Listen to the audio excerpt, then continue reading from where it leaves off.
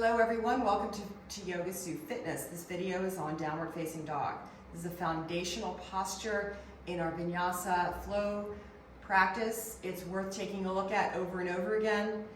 It's like any other posture, any other transitional posture. We don't want to blow through it, right? We want to stay in it and squeeze all the juice out of it.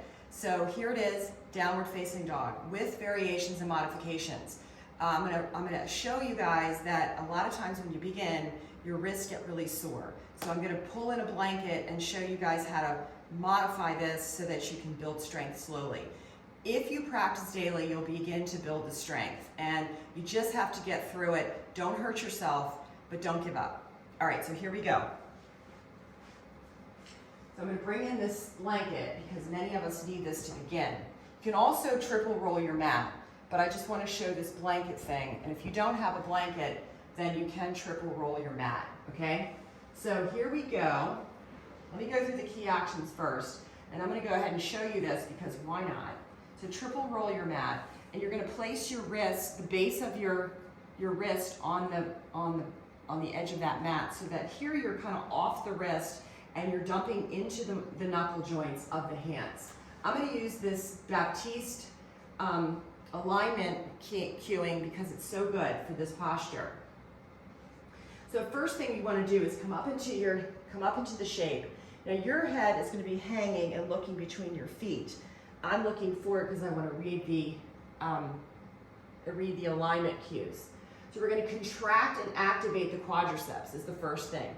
So do that first. Just contract your quads, activate, and squeeze and lift the kneecaps up towards the hips, right? That's the first cue.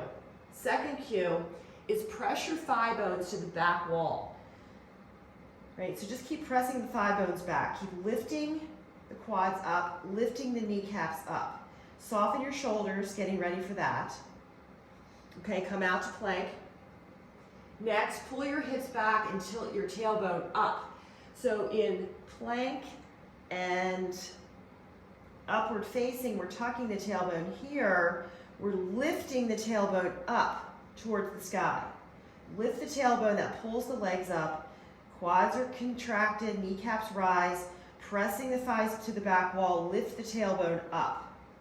Relax the torso, relax your shoulders. Then come out to plank. Next key action, pull your navel towards your spine for the upward lift. Same thing. Add in. Thighs contract. Kneecaps lift. Tailbone tilts up. Sit bones lift up. Pressing hamstrings to the back wall. Quads to the back wall. Belly pulls up and in. Relax your neck, shoulders, torso. Arm bones straight. Pushing down into the heels of the hands. Feel the press of the fingers in the floor. And then roll back out to plank. Relax, we're almost there. Drop the shoulder blades down your back and bring your elbows in towards each other. External rotation of the shoulders. So write it like we did in plank. Roll the shoulders. External rotation of those shoulders. Shoulder blades slide down the back. Continue with the rest of the key actions. Pull up and in. Relax your head. Breathe. Tailbone tilt. Sit bones brighten up to the sky. And then we roll back out again here. Place the weight into the knuckles, not your wrist. Give emphasis to pressing down through the knuckles of the index finger, that pointer finger. Push down, push down, push down, and then we rest. Okay, a couple of risk factors here. Thrusting the torso too close to the legs, right, puts a lot of strain on the shoulders. So we just continue to work these key actions. The best thing to do is just stay with the key actions, take breaks, take a rest, getting off your wrist, right? Using the pad. The other thing to do is if you want to try a blanket, you can put the blanket up and place your wrist here, and then you're really padded, fingers on the floor, and you can come into here. Now, if you have my body rollers, if you have foot wakers, let me get them. If you guys have these foot wakers, these are great because they won't slide. They're on your mat. You put them here. You place the palms of your hands on the spikies And you can come up here and you can push forward.